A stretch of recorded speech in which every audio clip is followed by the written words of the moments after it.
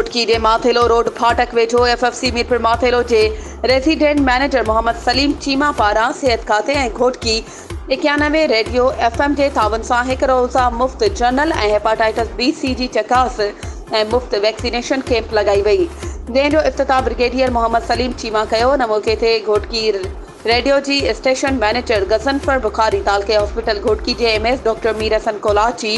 Colonel Shakeel Chattha, colonel Shujaat Minhas, PRO Amanullah Shar ऐं Ahmed Ali Soomro, Nadeem Ahmed Mahar, Syed Meeran Shah camp जी इफ़्तिताह खां पोइ तालके अस्पताल घोटकी जो पिणु विज़िट कयो।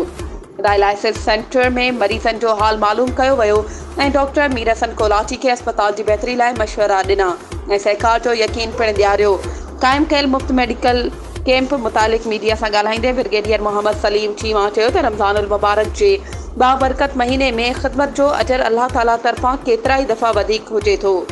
हुन चयो त घोटकी वासियुनि लाइ सिहत जूं सहूलियतूं बहितर करण लाइ सिंध हुकूमत खे ज़रूरु संजीदा क़दम खणणु घुरिजनि। पंहिंजी मदद पाण तहत क़ाइमु थियल 30% रिआयत वारी मेडिकल स्टोर जी तारीफ़ कई ऐं चयो त इंशाअल्लाह हर महीने फ्री कैंप लॻाई वेंदी।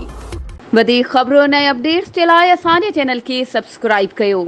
ऐं हा, बेल आइकन खे प्रेस करणु न विसारिजो त जीअं असांजी हर नई अचण वारी वीडियो तव्हां ताईं पहुची सघे।